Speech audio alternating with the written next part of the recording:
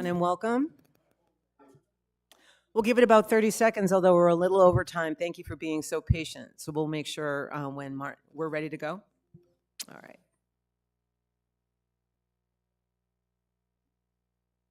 Let me just make sure I have my volume off because that will be distracting. There we go. All right. So again, thank you everybody and welcome. Today is Tuesday, October the 15th, 2024. This is the monthly meeting of the Budget and Finance Committee.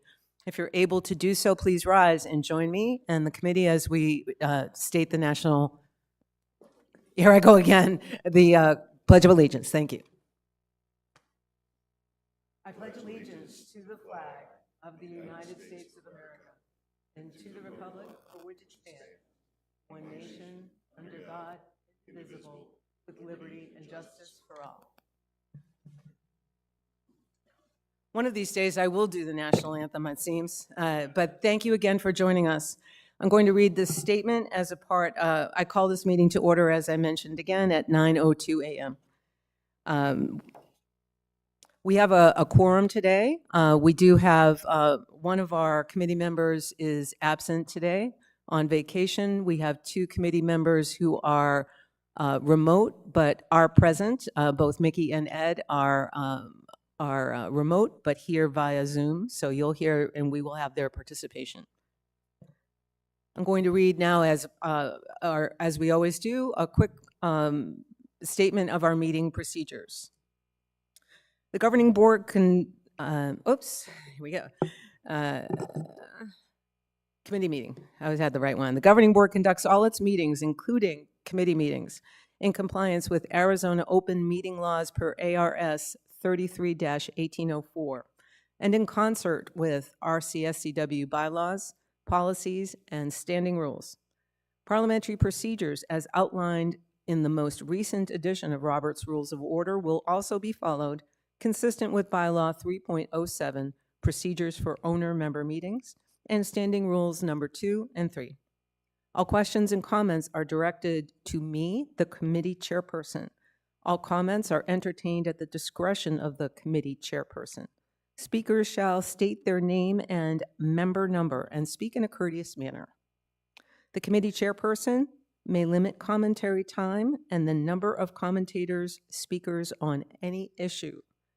The committee chairperson may also redirect commentary at individual agenda items to the general guest comments agenda line item, except when the committee has discussed the agenda item and consensus or agreement is sought. All fire and room safety precautions and regulations are strictly obeyed at all meetings per the guidance of Arizona Fire and Medical Authority. Committee chairperson reserves the right to adjourn any meeting if the safety of the committee, meeting attendees, or others is deemed to be at risk, or if there's too much disruption to continue. After one verbal warning to the chairperson, after one verbal warning by the chairperson, the committee chairperson also reserves the right to ask any meeting attendees to leave the meeting should their behavior be deemed dangerous or unacceptable. Disciplinary action may follow. So that said, we'll proceed on to item number 2.01, minutes from our September 17th meeting. Committee, do we have any concerns or issues? I'm looking for consensus to accept. Okay, so we have consensus to approve the minutes. We'll move on then to new business, item .3.01. We've been waiting anxiously for the annual CLA Clifton Larson Allen audit report presentation. We welcome Erin Sparks, to a new partner to CLA. We'll welcome Erin to the podium. Morning, everybody, and thank you. I am a new family member to CLA. I do have a large history of HOAs and then have been asked to join the team to help service you guys as a client and all of your needs. So Kevin and is one of the seniors that worked on the job, and together we got through this audit, and it was a pleasure to be first time seeing your organization and how smoothly everything ran. So that is going to be the theme here. Very much appreciated, Cliff, for all your work. So just to start, kind of the objectives for this is to understand what the audit process is and the scope, discuss the deliverables, the audit report, and the governance letters, and take any questions or comments. But if anything jumps out as we're walking through these numbers, please stop me at any time. Audit scope. So we audited the financial statements for the years June 30, 2024 and 2023. These are comparative financial statements, and our deliverables include required communications and internal control communications. The audit overview. When we began the audit, management was very ready for the start of fieldwork and was very easy to work with and responsive. The audit began just a couple of weeks ago, and based on that smoothness and preparedness by the management team, we're able to present to you today. Also, during our audit, we had no audit adjustments or past adjustments. So the financial statements that internally you review on a monthly basis, there are no audit adjustments to those, which is great.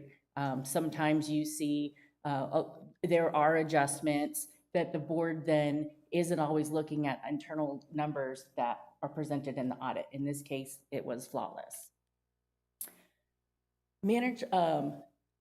In conducting the audit, we also look at internal controls, and we look at certain risks of the audit. There's always the possibility for management to override controls and improper revenue recognition. Based on that, our audit responses were to determine how the internal controls worked. We walked through procedures, we walked through specific transactions, we looked at revenue transactions and took samples to make sure that all the activity is properly recorded into the general ledger, the financial statements, and ultimately the audit. Overall, the audit was an unmodified report, so also called a clean opinion. That is the highest level of assurance and audit that a CPA firm can provide. The financial statements are comparative, so you're looking at June 2024 and June 2023 together.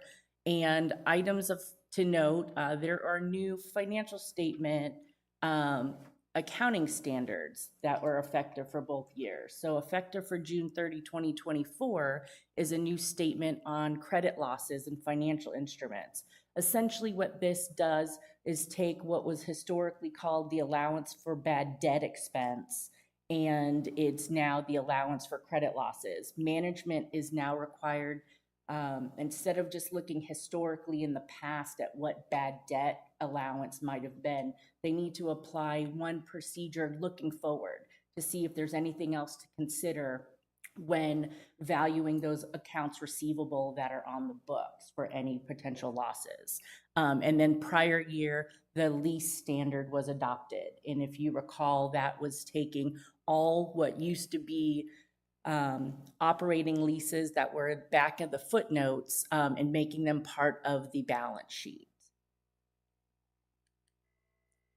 So for your book specifically, financial statement highlights, I'd like to just run through, and again, stop me for any questions, anything. Overall, we looked at cash and investments together. They did decrease, and that was really driven by the financial statement of the land, buildings, and equipment purchases that were completed this year. Accounts payable and accrued expenses decreased as well. That was attributed to some construction in progress that was evident in 2023. Deferred income increased slightly, and that is based on the increase in fees. And the replacement reserve also increased, same, based on the fee increases. Statement of activities. So overall revenues increased from the asset preservation revenue decreased from the prior year, and the return on the reserve investment increased to about 1.2 million. So the financial statements, the assets right now that you'll see in the market that was comparative to other organizations, and at this point, we are having those returns on our investments. Other things to consider when you have a lot of money that's liquid, looking at money market or CDs right now are paying really nice interest rates, if that's a concern of the board. Golf course fees also increased from the prior year, and likewise, wages and benefits increased. So across the spectrum, everybody is having to pay higher wages to keep up with cost of living, and no organization that I've seen has been immune to that. So that was in accordance what we expected. And also depreciation and amortization expense. This is a non-cash item, but that increased based on the construction that was completed and put in service.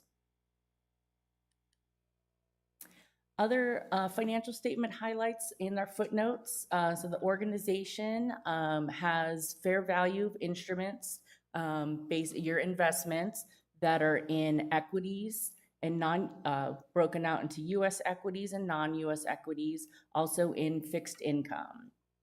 Related party transactions. These balances are based on transactions with the Auto Restoration Club, Pickleball, Rotary, Tennis Club, and then also the land, buildings, and equipment, as you can see, increased based on items being placed in service from construction in progress.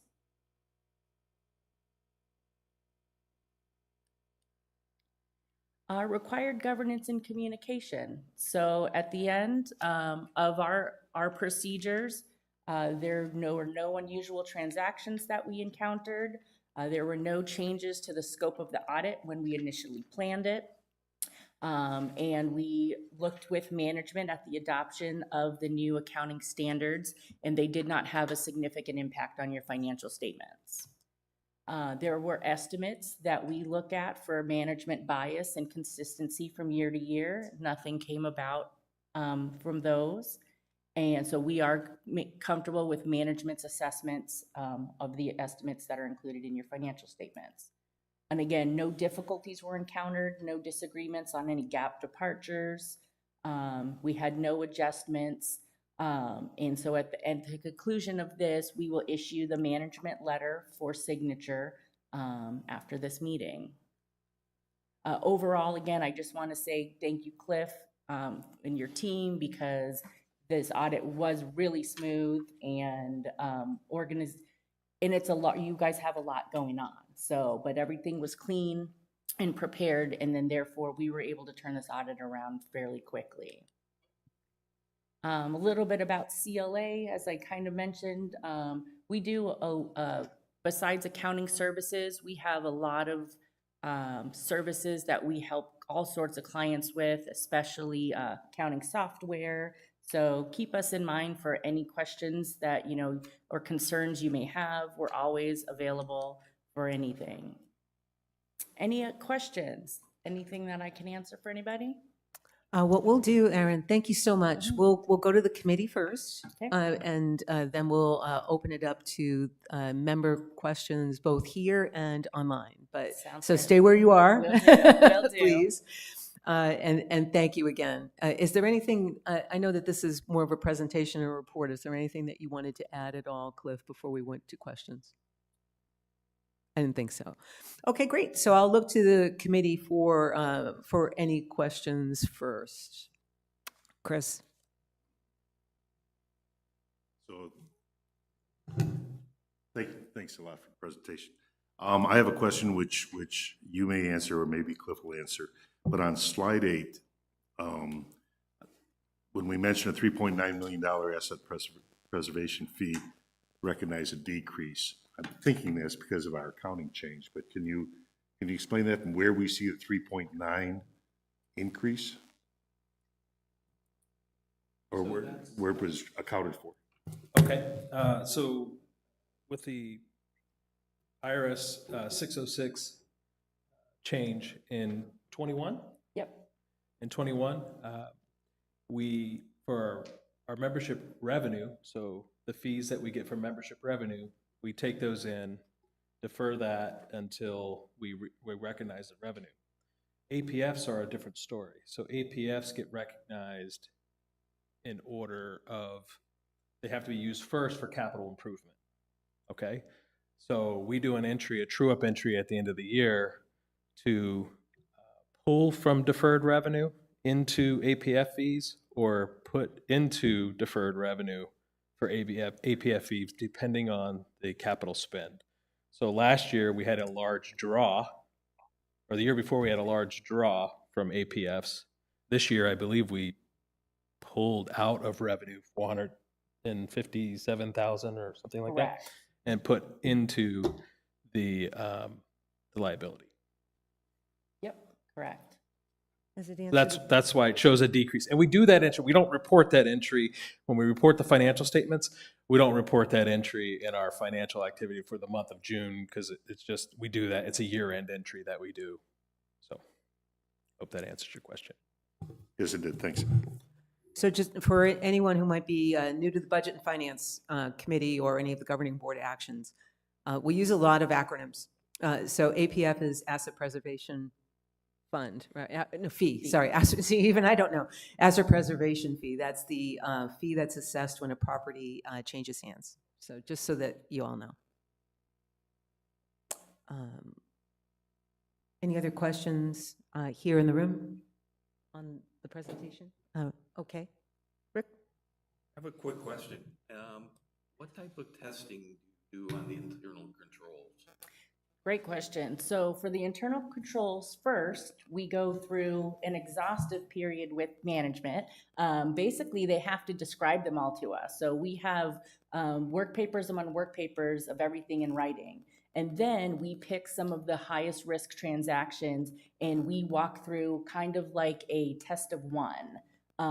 So looking at membership dues and other fees, we ask, show us, pull from the general ledger, show us the deposit, show us the daily, and show us how these recorded. Golf course fees, same, show us, the sales at the end of the day or the month, how they were walked, how they were recorded, and what's the backup for those that we can tie out those numbers. And we also apply this to IT because there's so many things that are electronically done these days. We get a very good feel on how your backup systems work, how IT could affect the recording of any of these transactions, positively or negatively, and make sure that management has steps in place that would mitigate any errors due to fraud or just error, mistakes in the system. Thank you. Mm-hmm. Thank you as well. We'll go to our remote participants. We'll start first with Mickey Jacobs. Any questions? Thank you. Thanks so much. So here's my question, since I am new this year. So how many years has your firm audited the financial statements of our organization? So this was the second year that we've completed this audit. We have is that correct? We're in year 2 of a 3-year current RFQ, but Okay. I believe this is either 12 or 13. Oh, okay. Years Yeah. total Yes. of our relationship. Yes. Okay, so 12 or 13 years total, right? You're in the, and then my second thing is that you mentioned that you have background in the HOAs, this type of organization. So can I ask sort of what size organization, how does this fit into the organizations that you've seen and had experience with? Yeah, so I have my HOA experience runs the gamut from very small communities, $100,000 in revenue, where the board is trying to do their due diligence, up to organizations such as yours, multiple streams of revenue. Restaurants, golf courses. So you guys are probably, I would say, right kind of in the middle as far as size with others that we've done or that I've done personally. Okay. And I went through and, read everything, I read all of the financials, all of the notes, all of the representations, and plus your comments on it. And my take on this is that this is a very well-run, smooth performing, both organization, and that the audit reflects that. I would 100% agree. Management and the team have all these controls in place that make sure that the organization is running smooth. They're aware of any areas that could pose problems and have controls in place that would mitigate any of this. Okay, thank you very much. Thank you, Mickey. And Ed Westell, any questions? No, not at this time. Thanks, Christine. Great.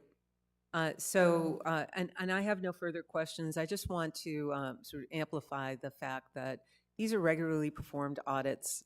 These are I believe what you said, and Aaron, I don't want to put words in your mouth, so correct me, but you started the presentation by saying, the key thing or one of the many things that a financial audit will do is to assure all of us as, if you will, owners and investors, as well as the management operations, that we're in full compliance with generally accepted accounting standards and principles, right? That is And you correct. started I think the headline is, there were no findings. There were correct? no findings. Yep, so this year, there will not be a formal internal control letter because there is nothing to report. We did not find any deficiencies in internal controls through any of our walkthroughs or testing this year.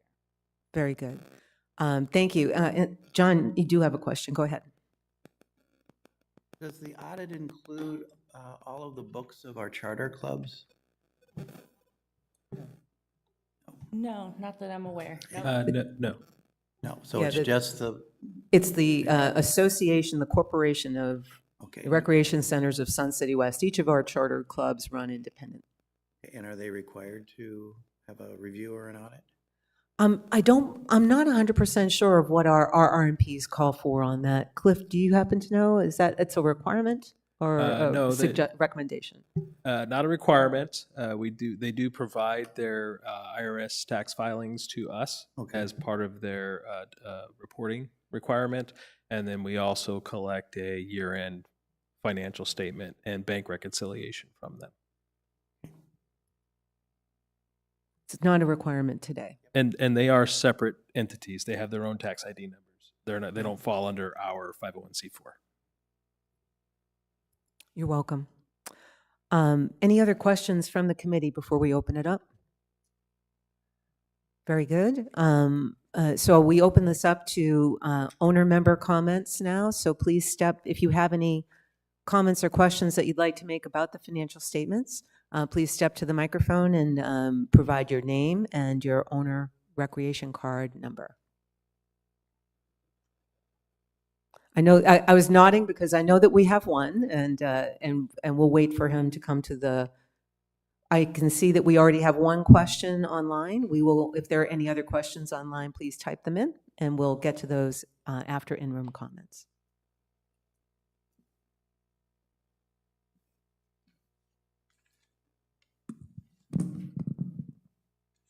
Good morning, Ms. Sparks. My name's Dennis Hansel, 111074. And for your edification, I'm an alumni of Coopers and Lybrand, where I was an auditor. Very nice. Okay. I am working from the draft copy of the financial statements that we were issued online, and I have several comments. Before you proceed, one moment, Aaron. Just so you realize, the questions are to me. So you are. So please don't respond until we ask. Thank you so much. Thank you. I hope you didn't mind that I said good morning to her. No, not one bit. I just wanted her to be aware she doesn't have to give a point-by-point response. Thank you so much, sir. We can all agree that the financial statements and the accompanying notes to the financial statements are information statements. I would like to comment on the financial statement presentation and on various notes to the financial statements. In the income statement found on pages 5 and 6, it would be more informative if the association presented the results of the operating fund and the reserve fund separately. If done separately, the results for the year ended June 30th, 2024, can be shown next to the amounts for the year ended June 30th, 2023. And I noticed in your summaries, that's how you portrayed it. Secondly, the revenues category in the income statement includes nondescript account of ancillary revenue. This account represents golf cart and range fees, and the account should be titled as such. In the revenue section of the income statement, the realized and unrealized gains on reserve fund investments are lumped together and should be reflected separately. The net income derived from special events is stated as one figure in the revenue section of the income statement. Special events revenue should be stated separately from special events expenses. There should be an accompanying note to the income statement detailing the amount of staff wages and benefits devoted to the special events. This will show the community the net financial impact of special events. Now, addressing the notes in 16 seconds, the concentration of credit risk. There's $40 million in investments in cash and cash equivalents. A note to the financial statement needs to include the composition of these assets, as well as a statement regarding how these assets are insured. One moment. We allot each speaker 2 minutes. I'd like by consensus to query the committee if we can allow Mr. Hansel to continue and complete his statement. Any concerns? Please continue, Mr. Hansel. Thank you.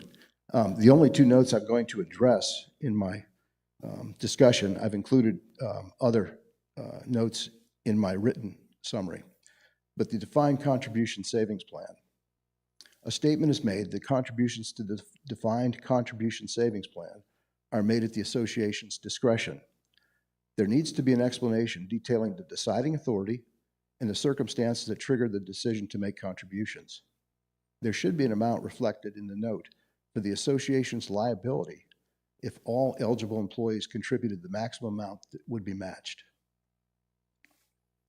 And the other note that I want to comment on is note 8, found on page 16, that deals with future major repairs and replacements. There is nothing in the note to reflect a policy when tangible personal property is disposed, i.e., is the property sold by auction. There is no statement regarding whether there is repatriation to the reserve fund when monies allocated for capital projects exceed the amount actually spent. This concludes my statement, and I request that the summary I provided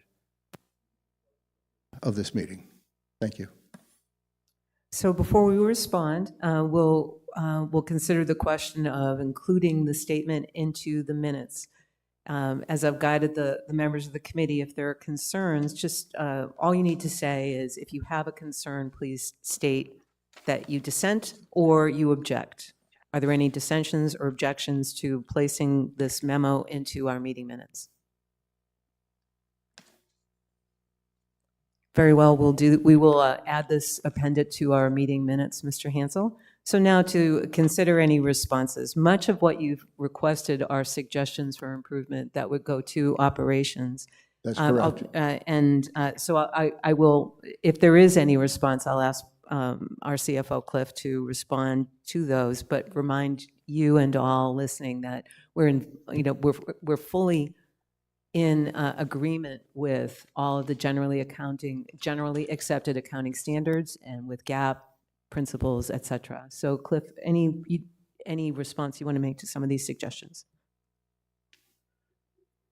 Well, I'm sure Aaron could speak to gas better than me. However, we certainly follow generally accepted auditing standards when reporting the audited financial statements. So, as far as a lot of the information that you're requesting that is presented or could be presented at our monthly financial reporting meetings, we certainly present our investments in our quarterly cap trust meeting, and then these are obviously reported as far as fixed and equity to show that we're within policy. So, and then again, a lot of the things that you're talking about are being presented at various meetings or could be presented at various meetings if there were question from the committee or the chair. So that's how I would respond to that. Yeah, thank you very much, Cliff, for that. And I would I would agree. Much of what you're suggesting can be gleaned from the presentations, but it is possible for us to request further clarification in our future, especially perhaps our semi-annual finance updates that are conducted in the winter and at the end of the season. So we'll take your comments under advisement on May I that respond? regard. May I respond? One moment, I'm almost done. So, but back to, remember too, when we're talking about your points on risk, there are two separate risks here. Credit risk is different, as I believe you know. Credit risk is different from investment risk, right? So now to your point, Mr. Hanson. Well, what we're talking about is financial statements, which are in fact a informational document for people who may review the financial statements. Mhm. And the reason I mentioned about talking about reserve funds, because it would be appropriate to have a supplemental schedule in the notes for this in the fair market value of the individual funds owned. When the association is contemplating selling various funds, the amount of the loss from the sale will be readily ascertained. In prior years, investments were sold at actual losses exceeding $650,000, yet many in the community were not aware that the association sustained such significant losses when selling the various funds to pay for capital expenditures. And having the basis of these funds in as a note to our annual financial statements will serve as guidance for any of the individuals involved in trying to decide if we should liquidate funds for current capital expenditures. Thank you, Mr. Hansel. I assure you that the team and the board are keeping track of that when we look at our investment management reports and so forth. But again, thank you for the comments. We'll take those under advisement. Thank you. You're welcome.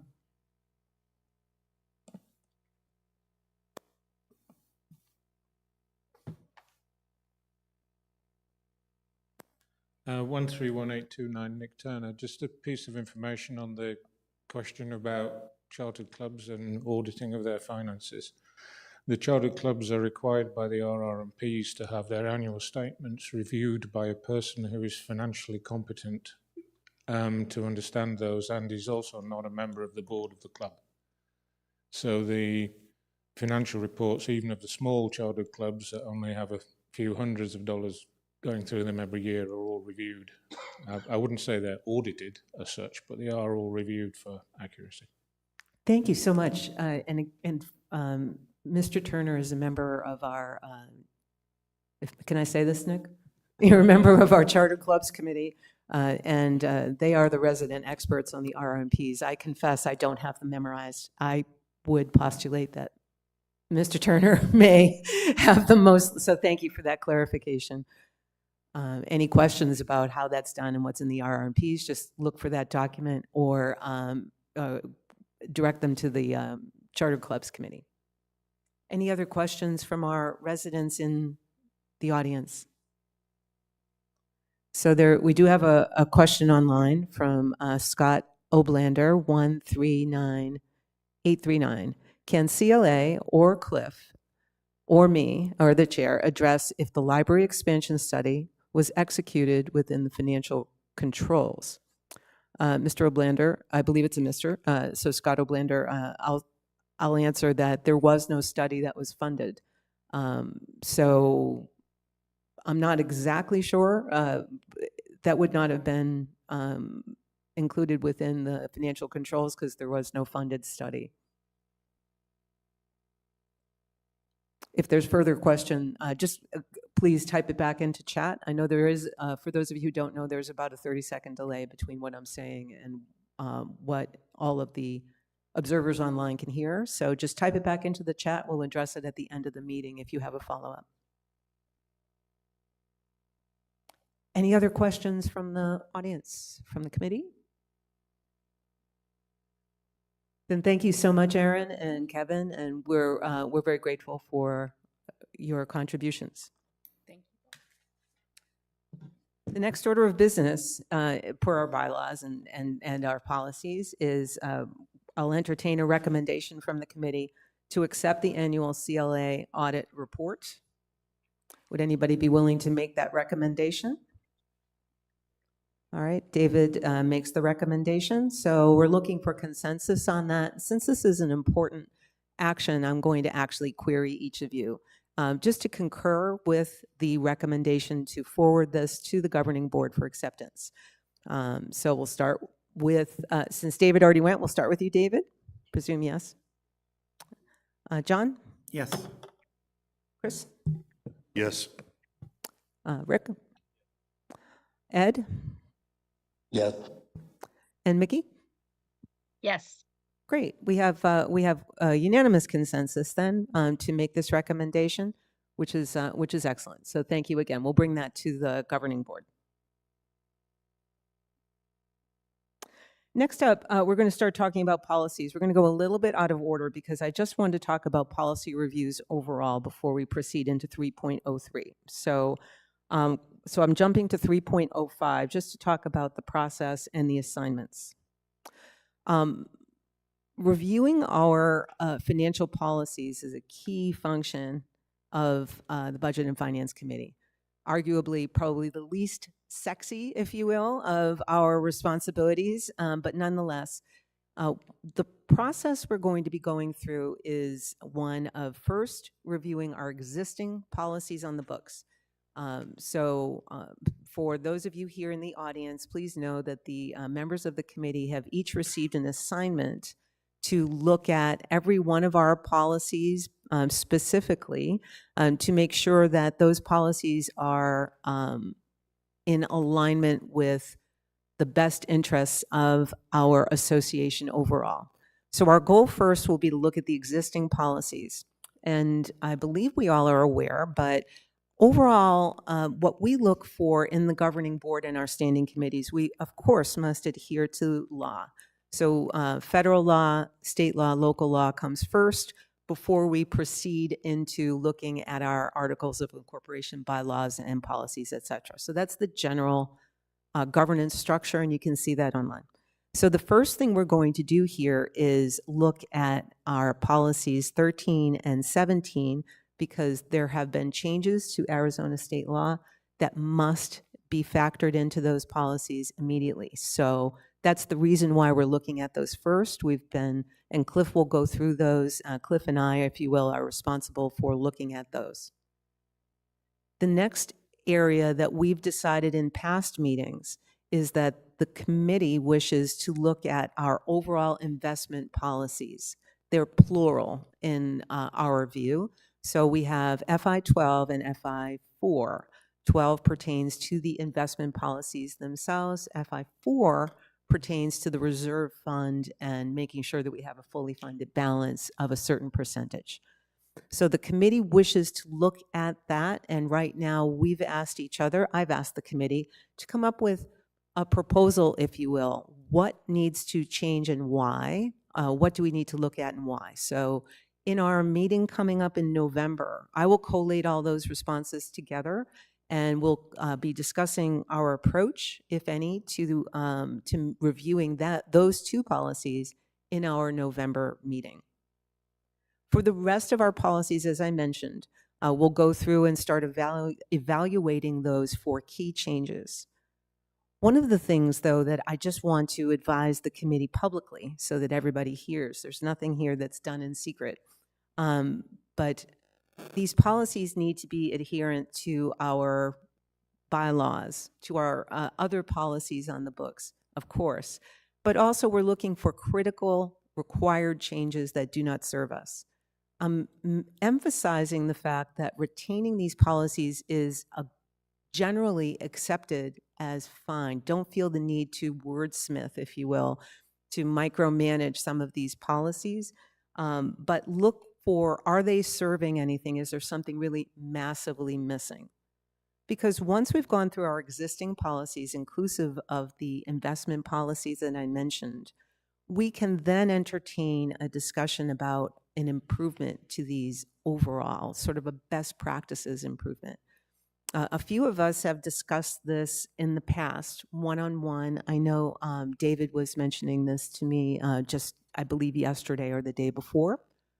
there are best practice models about how boards conduct financial policies, and part of our charge would be to go and look for how do we measure up against that by an outside measure. So assuming we have time after the completion of those first two steps, are we legally in compliance, right? We'll be doing some of that today. Are our existing policies still continuing to serve us?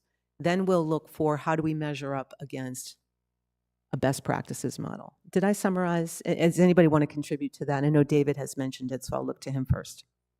Yes, Christine, I appreciate the opportunity to say a few things. I had I was given the assignment to look at two of the policies, which I'm certain there was a purpose for them, as well as some need in the sense that they should be part of an overall financial policy. If you look at best practices, there's generally an organization has a finance policy, which many of these things are not isolated as small independent policies. They're part of a larger policy, so you prevent the possibilities of having conflicts with the bylaws or other policies that you have to be aware of. And when we review these, we don't have access to all that type of information. And in best practices, including places that are published from major business schools, as well as nonprofit consultants and everybody, they speak to an overall finance policy, which many of these would be part of. And then they would be incorporated into other items that are best practices to include in that finance policy. I don't know if we do or don't have those, and I assume we do, but I don't know if those other check boxes that are highly recommended in an organization, a nonprofit, to have in a finance policy do exist. They may very well, but the challenges I think is coming out of this committee new is I don't know what we do and don't have. And so it can delay time for us to raise questions. If we had one finance policy, which is all incorporated and assembled, then that could be reviewed on a yearly basis or whatever time frame we wish to have, and ensure that we do best practices as well as addressing things that we may be missing right now. So my thoughts are, and I was conveying this to Christine the other day, was that unless there's something really dramatically wrong with these policies, I would support the idea of us having a working group or whatever to get the best practices. Interesting enough, Diligent, the company that has our software for our board, has templates that they have for recommendations for best policies for governance. And there are also other models that are out there on the internet you can find. If we took that, worked with management, with Cliff and others, to see what we have and incorporated them all into one, take the current policies that may need some tweaking, but are not in non-compliance with either state law or in conflict with our other current bylaws, which we may or may not know, then that would be an opportunity for us to really put ourselves into best practice.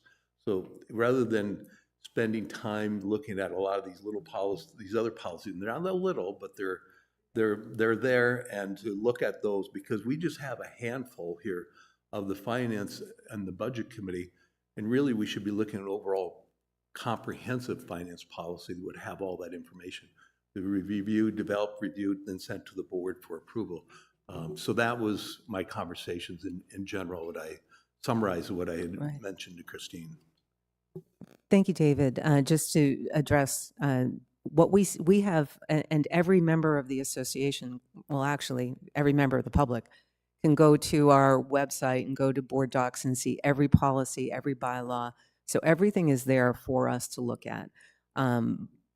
We'll start with the existing policies, as I mentioned, right, and make sure that those are still serving us, that there isn't something that's a dramatic error that needs to be corrected. We'll review that because that is an important part of our due diligence. We can entertain a best practices review after we've conducted those reviews, or when we have a little bit more, we've made more headway into this. That is my suggestion to the rest of the committee. So we'll start again with looking at our existing policies as I've outlined. And in the next few meetings, we will be everything except for the investment policies, right? So in the this meeting, in November and December meetings, we will be covering really the bulk of these reviews and recommendations from the committee, and then we can entertain in December how we wish to proceed against best practices. I love the idea personally, but again, we have to make sure that we have the time associated with doing that and the concurrence of the rest of the committee. Does anyone else on the committee have anything that they wanted to add to the process question? I know several of you have spoken to me, maybe different words, but you've spoken about some of this in the past, so I wanted to open it up. Any other suggestions or questions about that? Great. Hearing none so far, that's the overall process. Again, we'll start today with our policies 13 and 17. And then in our next, in November and December, we'll be covering the bulk of our existing policies with recommendations, if necessary, to either retain them as is or to make an improvement, redline those policies, et cetera. So I've assigned each of our committee members at least one. Some of you won the lottery and got two, but one or two of our policies to review and potentially redline. There's no obligation to make a proposed change. If you feel that they are substantially adequate, please resist the urge to wordsmith, because we can then take under advisement the opportunity to improve the overall collection of these financial policies and ensure that we're in a better practice. So that's the process. With that, we're going to jump back then to, or any questions, I should say, from our community here.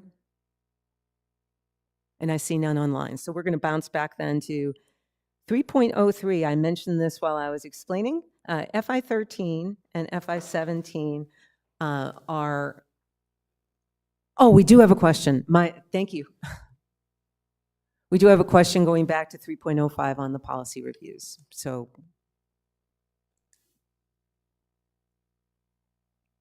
it is amazing for those of you who are watching online or later. You think that I have an entire view of the room, but somehow you miss this stuff. So appreciate please. Good morning, Madam Chair, board members, or committee members. Bruce Lee's 135422.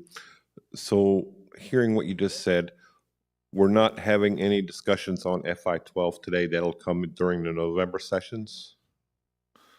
We won't be specifically discussing FI12 until we're ready to do so. Right now, what we've asked the committee to do, what I've asked the committee to do, is to propose what each person would like to change, the substantial components of our investment policies, 4 and 12, if any, if there are any changes, because we've talked about them in our first two meetings in September, potential changes or analysis and so forth.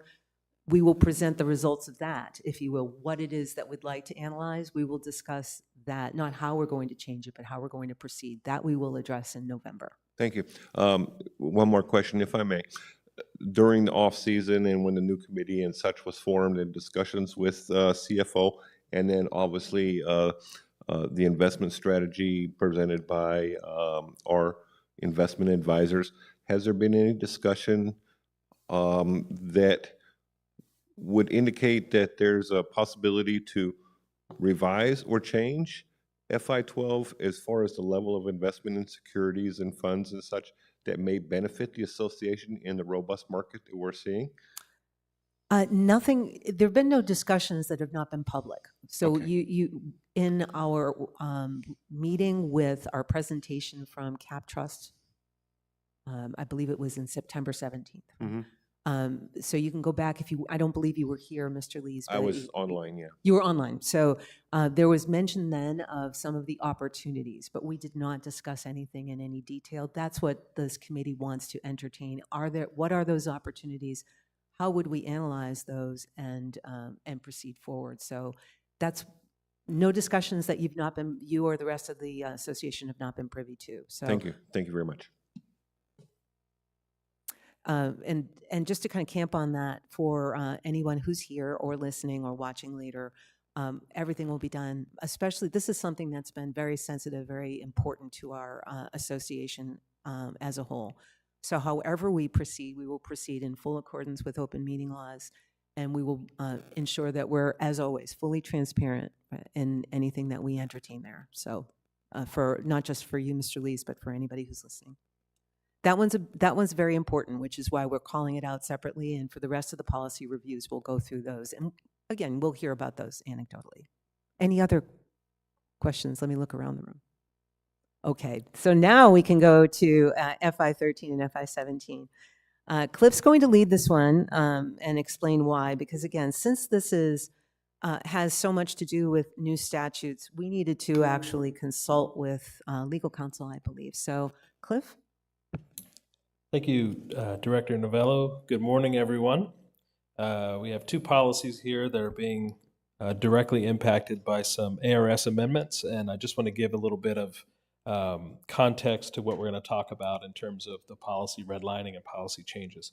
So effective September 14th, there were some ARS amendments that came out. One of those was House Bill 2648, and it's impacting our FI 13 collection policy. So essentially, it's defining what fees are considered a common expense lien that you could lien against, and what fees are considered member expenses, where essentially you can't include in the lien and you have to get a court order to be reimbursed for those. So to break that down, I put this slide together to show that the common expense lien is an association can only include assessments and late fee in the property lien. And the late fee, we charge a 10% late fee after 30 days. And the late fee is only includable if it's included in your declarations, which fortunately ours is. So, so when we apply for a lien or place a lien on that property, which we have a right to per the HOA laws, these are the only things that we can include on there. Whereas in the past, we could include other fees. We can't do that. And then member fees would be other fees such as attorney's fees, which is a big one, other collections fees or other reasonable fees. All of those have to be awarded by a court. So for us to collect those fees, we can't include them in the lien, but if we go to foreclosure, we would have to get those fees awarded by a court to include those in a foreclosure. This kind of changes what we do dramatically because prior to September 14th, once we went to a lien at day, I believe it was at day 120, we would turn that over to our collections attorney. And the collections attorney would take that from there up into foreclosure. And we were able to have an agreement with the attorney where the attorney wouldn't pass any of those fees on to us unless they collected them. Unfortunately now, because we are not guaranteed collection through the lien,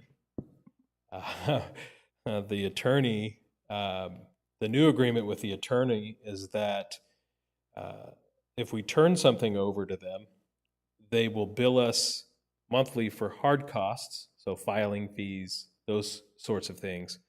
And the attorney costs will be held, but there will be triggering events that will allow them to bill us for those at that time. Yeah, so essentially, the Hold Your Fees program is non-existent anymore, and we're on the hook if we turn it over to the attorney. So that's going to change some things for us operationally, which we're dealing with Riley and membership, and of course our general manager to determine what do we do operationally. Is this do we need to add a collections person? Is there a collections agency that we can employ? What's the cost there? So we're doing some analysis on that and how we're going to deal with that moving forward. But this is a game changer for us operationally and does require some policy changes as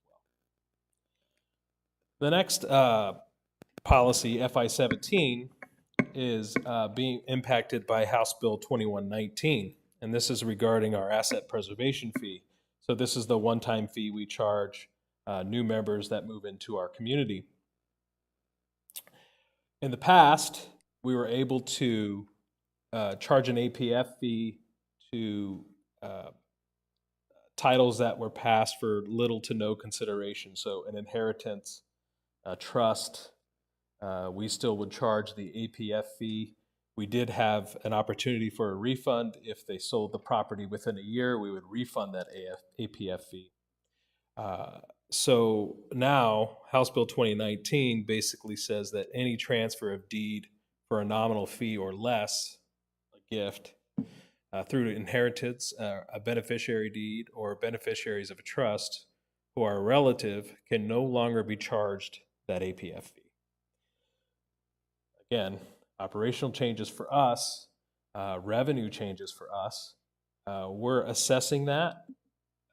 It really is going to be those transactions where we were able to charge an APF fee, where the inheritor or the inheritor did not resell the house. We would collect the APF fee, and then so we're not gonna be able to collect that APF fee now. And then how many of the homes that were resold because they did not have the funds or did not have the will to pay the APF fee to keep the house? How many of those are going to stick as property owners? Now, we will be able to continue to bill for anyone who's on the title in terms of a membership fee, so the membership dues, but the APF fee, we will no longer be able to collect that on those transactions. So we're assessing that. That's we collect about $750,000 a year. That's our REDS program through these non-traditional title transfers. So that's the most at risk. I don't think it's that much, but certainly could be up to $500,000 in our APF revenue. So we'll have to consider that in our budgeting process moving forward just a little bit. But anyway, those are the two House bills. Those are the impacts that we're kind of dealing with, and those are the reasons for the changes in the policies. Can we entertain questions on the changes before we go to the policy, do you believe? Oh, yeah, sure. Thanks. Some of this I may already know because the governing board was made aware of these changes before it was brought here to the committee, right? So I know that this is going to be really difficult in terms of being able to estimate credibly what the impacts are going to be on our potential revenues. I would like you guys, as you go forward and make our operational budgets for next year, make those presentations to us, I would presume that you'll be making some, it has to be baked in there. So when you do that, would you please, could you consider addressing this separately somehow or calling out, even if it's not going to be a separate budget line item, but if you could just call our attention to it. Absolutely. Thanks. Any other, that was sort of a Captain Obvious request, but any other requests or input on the changes themselves before we go to the policy from the committee?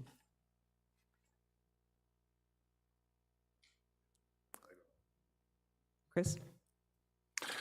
So the policy refers to family and related entities. I looked that up. It sounded like it looked like distance family, like the grandchildren, but it doesn't include second cousins, and it's limited, isn't it? Well, we're still looking at that, even legally. It's hard because if you have a adopted person, Which was included in there, right? Yep. If you have how do you prove, essentially? So it really is going to be any transfer for little to no consideration is really going to be the impact, because we really can't prove or disprove at the end of the day. So that's the way we're kind of looking at it right now. I kind of saw the, when I read the description that they had given, the state had given,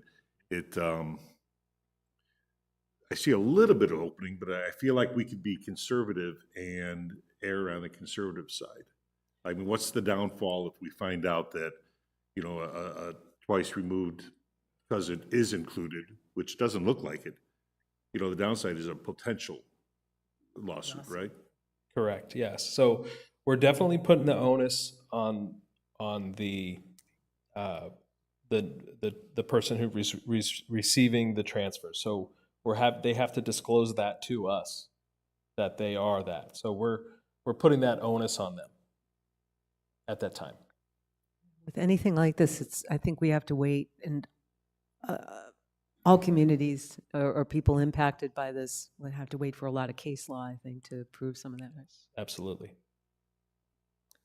It's So can I really, just really make- hard to figure that out. I'm sorry, go ahead, Mickey. I think that was you. Yeah, so yeah, just one clarification on that. So it says anything for very little, you know, a transfer, a gift.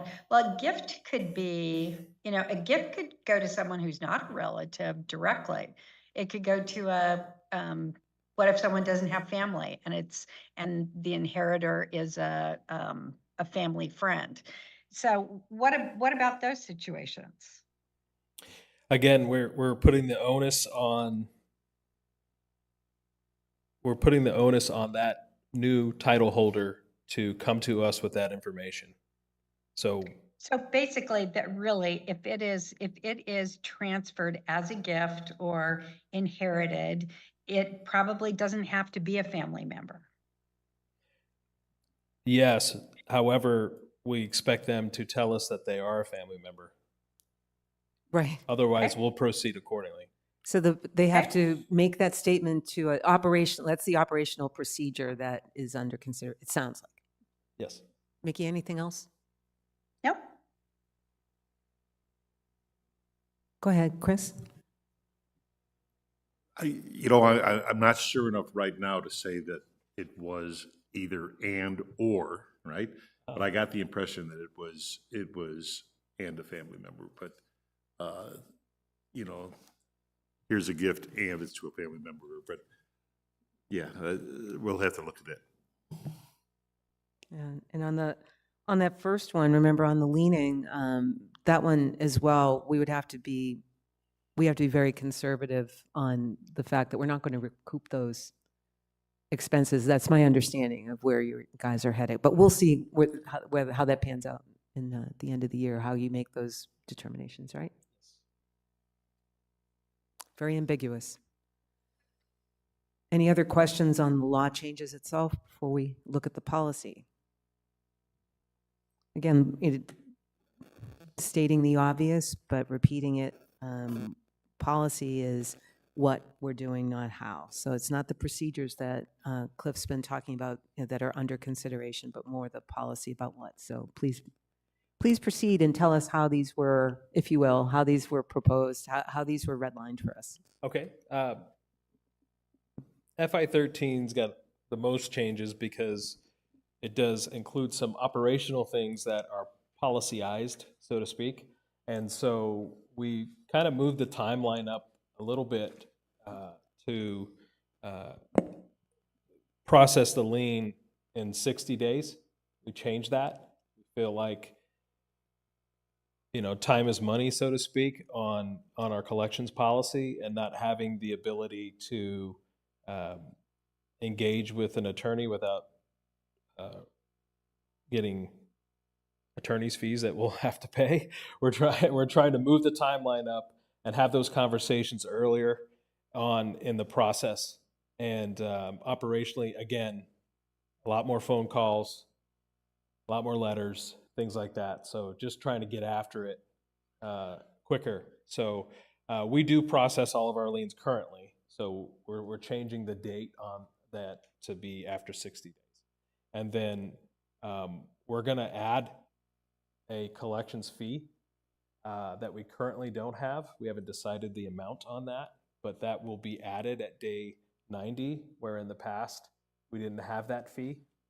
So in talks with our attorney and trying to determine what's considered quote unquote reasonable fees, that is a reasonable collections fee that other associations charge at that time, and will help us offset the additional, if it's in-house labor or collections engagement with other type of collections firm. That'll help us offset those costs. But essentially, You can see the changes here on what we're proposing, and it's pretty straightforward. And just again, for the committee and anyone else, our membership as well, these were proposed by and vetted by our legal advisors. They're very familiar with, of course, the laws more so than any of us, even more so than operations. So I'm confident with the content, but I open this up now to the committee. After reviewing the red line changes, are there any concerns or areas that you wish to discuss? I would like to add just one little thing, Christine, if that's okay. Of course. When we're in the process of collecting, we're not looked at as a collection agency. So we're not under the laws of collections agencies. So as the business who owns the debt, we are allowed to make phone calls at our discretion. There's no, because collections firms, and when you engage with the collections firms, there's a lot more regulations and laws that go along with collecting. We are not subjected to those. I want to be clear there. So that was one of the things we talked to the attorney about as well. Thank you. David? I have a question. In this chart you have there, under the area of the last column, the last row, second column over, the accounts may be sent to outside collection, additional attorney fees and costs. Is that to be added? Should that statement be there? Because above it says added. And does that clarify that? What does that exactly mean? Yes, that's what that means. And we can put added on there for sure. Would you, I would recommend that. Would you agree? Right. Any objections from anyone on the committee?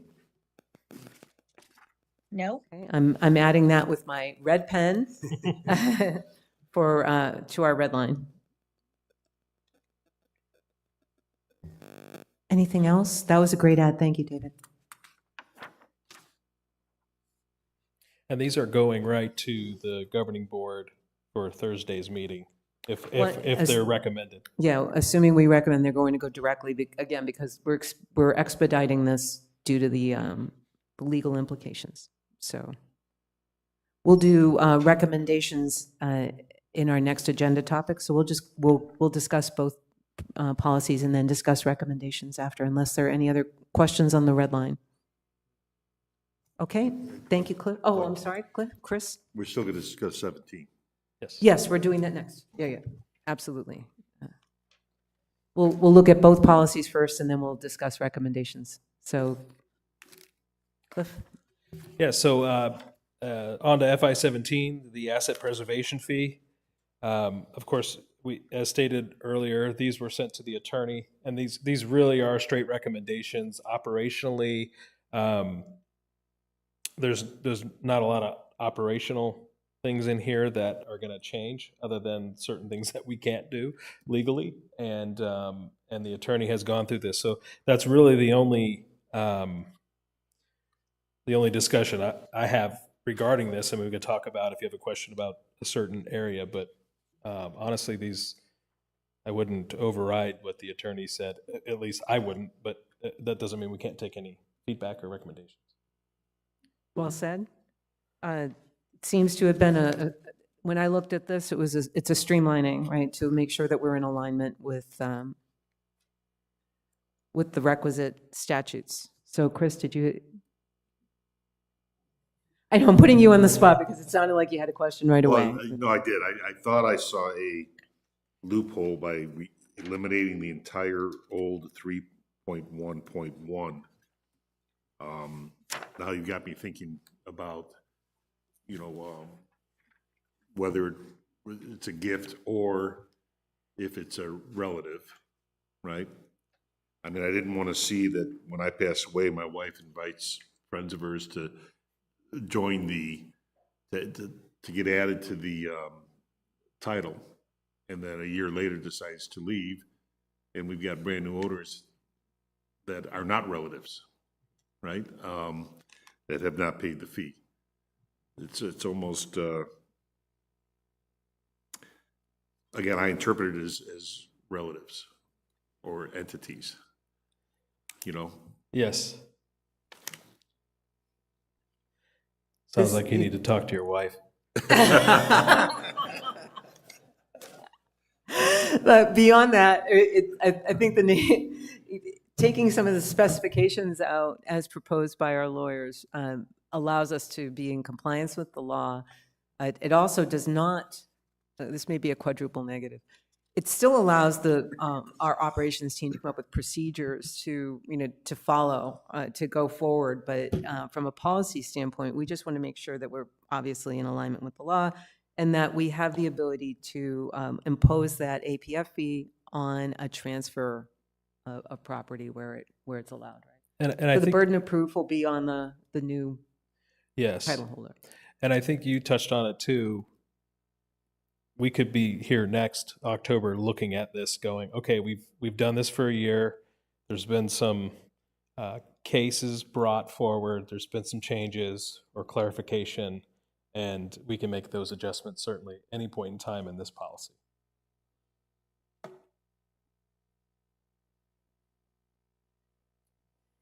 Are there any other questions on this particular policy change? There's a lot removed and very little really added or changed, but there's a lot removed from this. Ed or Mickey, any questions that you have on this one? On the policy change? No, Changes. but I do agree. I think that after it's been in place for a year or so, it may very well have to be revisited. Unfortunately, again, by our policies and bylaws, every committee, we review as an overall collective, every policy in every area, every year, right? That's a requirement. So we will be reviewing these. When I say we, the association will be reviewing these financial policies again next year. So.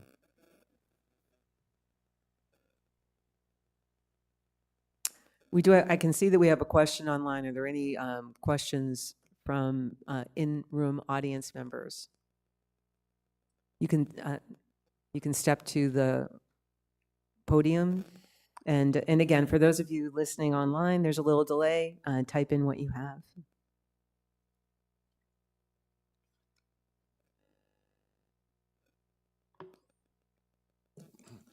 Good morning again, Committee Chair. Question goes back to the previous You'll policy. need to, even though I know who you are, Bruce. 135422, I'm sorry. Thank you. No problem. Thank you, sir. Going back to the previous policy, the one that talked about, that had the box and the graph in there about,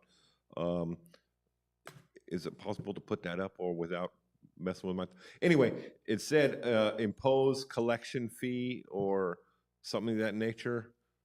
Collection proceedings begin, administrative collection fee added. Yes. In the spirit of transparency, I'd like to suggest that we determine what that fee should be and put that fee in there, because it's going to be a static one-time fee.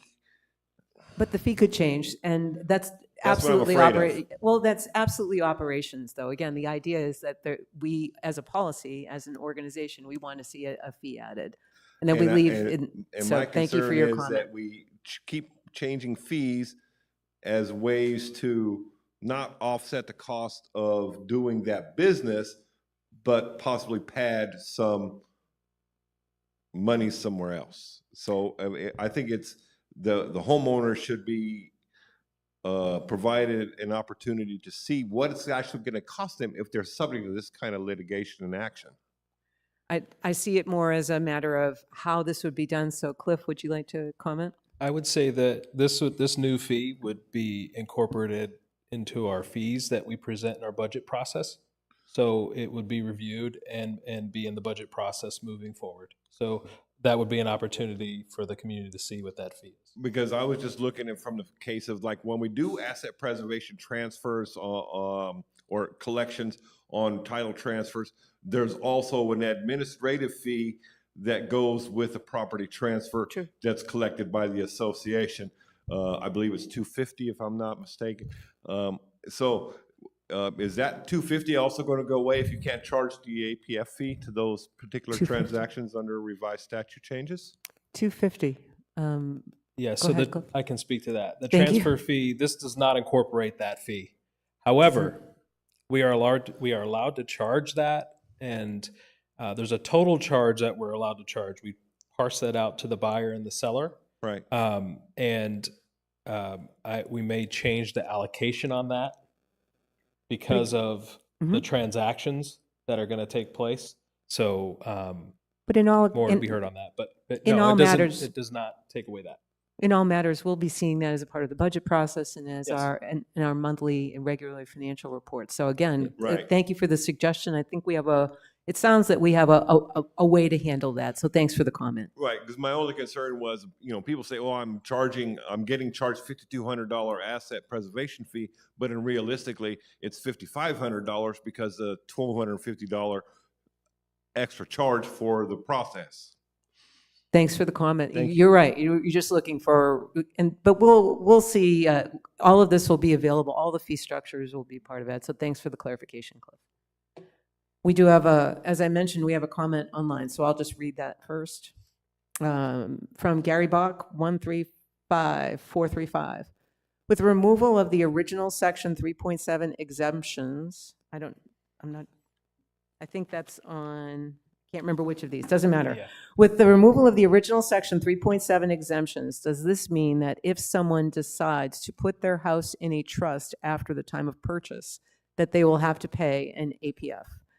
I do not believe that that's the case, Cliff.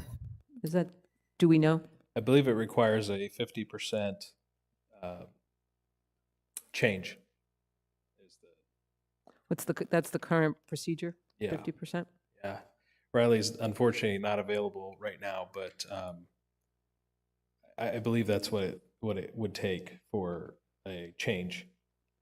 So does removing 3.7 preclude us from charging that? I don't believe so. That's more of a procedural. I think that was Mr. Bach's question.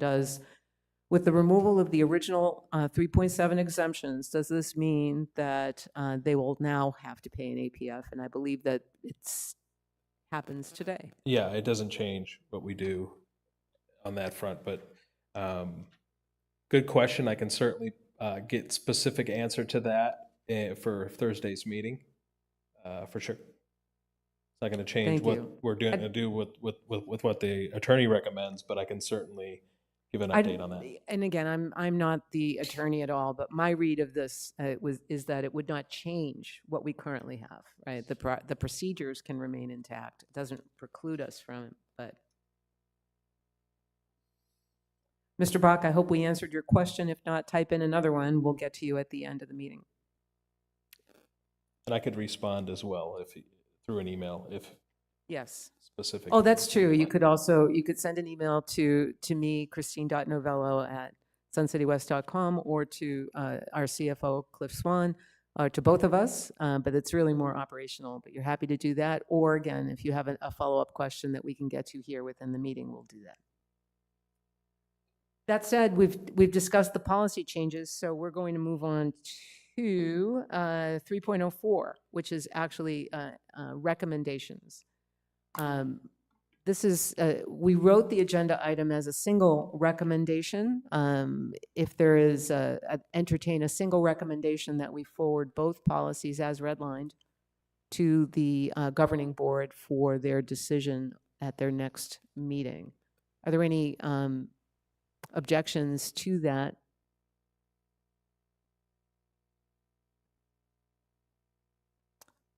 Okay, hearing none, we have consensus to forward these the recommendation we will forward both policies as redlined.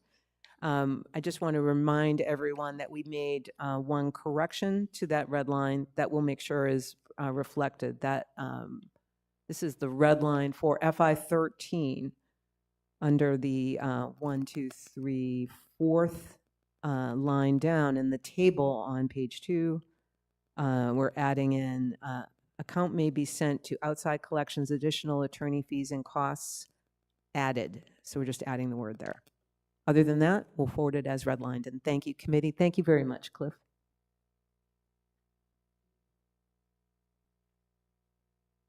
We've already handled 3.05. So just a quick reminder, 3.06, we have some walkthrough tours that our Properties Committee and our Golf Committee have scheduled.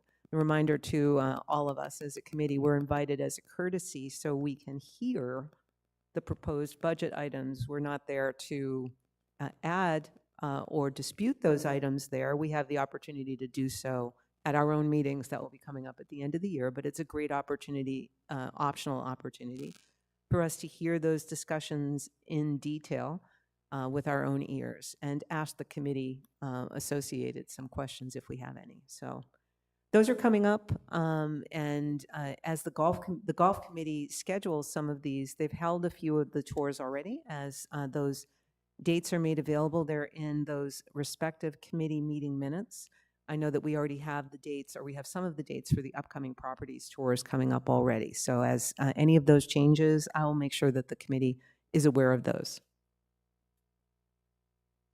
Any questions from our committee or attendees? Great. 3.07, the budget timeline and process. Just a quick reminder, we covered that again also back at our September 3rd meeting. So you're welcome to go back to those agenda points where we were talking about the overall process and timing. We have, each of our committees are entertaining not just properties and golf, but sports pavilion, et cetera. Each of our standing committees are entertaining, if you will, budget proposals. So those committees are deliberating, they're talking about what the implications are. We will see the net of those discussions as well as estimates later on in the year. I will be forwarding, though, to the members of the committee for our next walkthrough. We do have a list of unpriced opportunities, if you will, budget items that, so at least you'll know what's under consideration by those respective committees. I'll forward those to you so you can see them for your information as you attend a walkthrough. But we'll be seeing, they're by no means final, and we'll be seeing more of that as well as the budget implications as we progress later into the year. And one more interjection on the budget timeline, just realize that these are the capital requests. We'll be seeing capital and operational budget requests starting really in the January, February timeframe. So that's one of the reasons when we go back to September, one of the reasons why we're addressing as many of our policy reviews early in our season as we can. The budget will take a great deal of our time and so forth.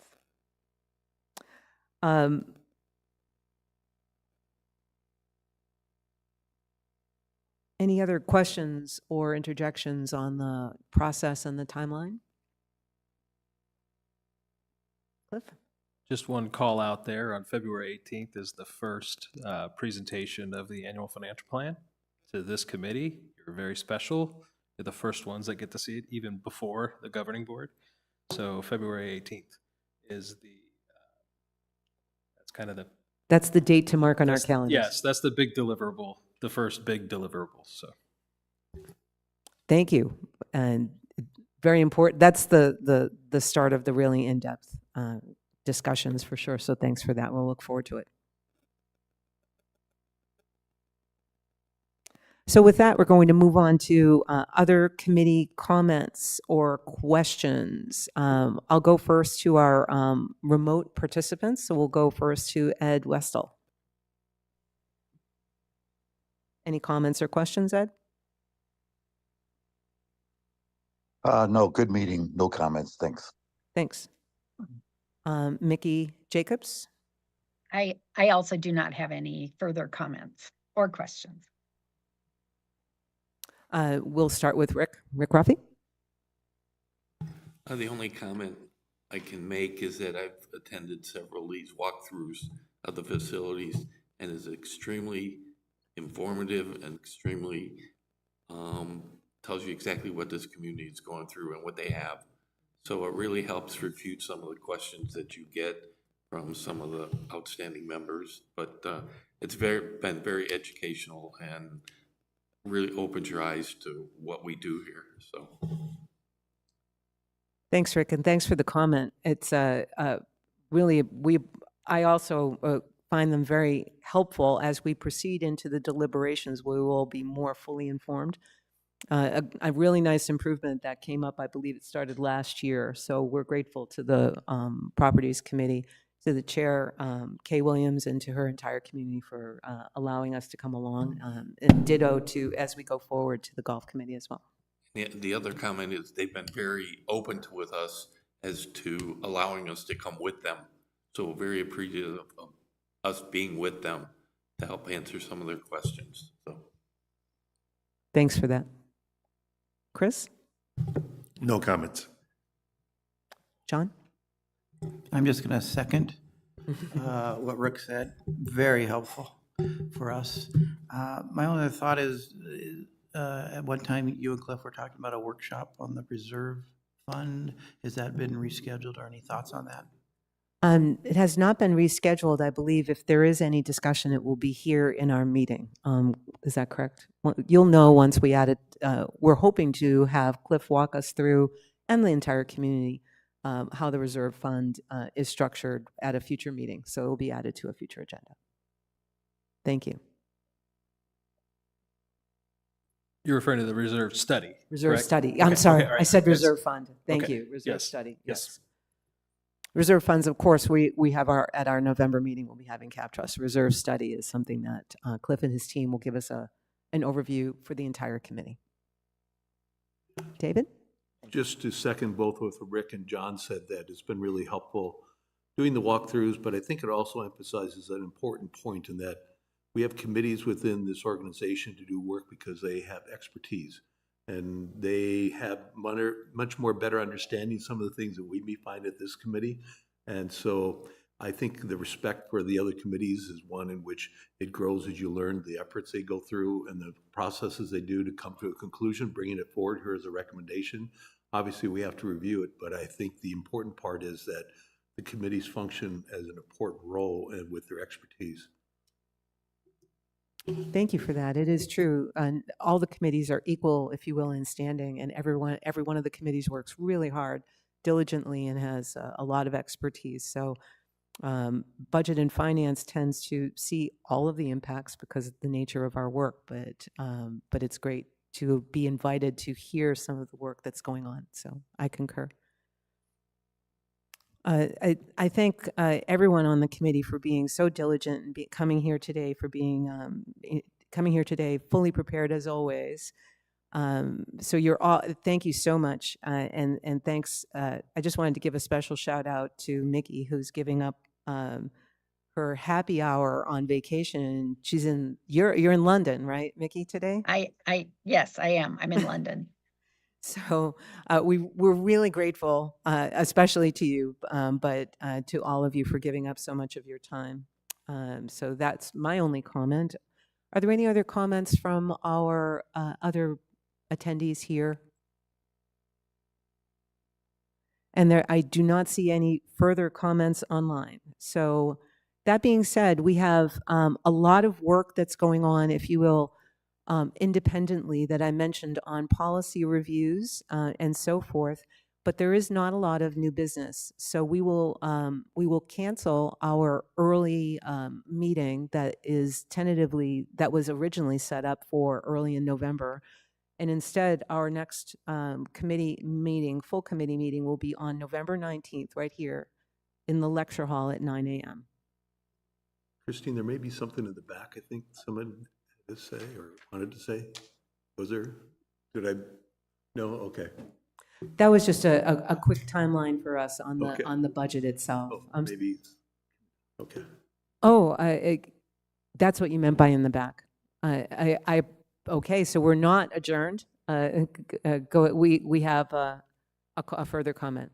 My Riley. apologies. I had an urgent situation off in the office. When it came to the trust question, if you want to transfer your home into a trust, as long as the beneficiaries of that trust are the same people that are on deed, there is no APF fee charged. So that was for Mr. Bach, and for us, we were asking as well, right? But the question was, that section being redlined, would that change any of that? Did we lose clarity, or Did it have to be redlined? That was on the recommendation of our legal counsel, so I was following that. To the best of our knowledge, then, Riley, the question that we had and one of our residents had was, does removing that section remove your ability to go and collect that APF fee?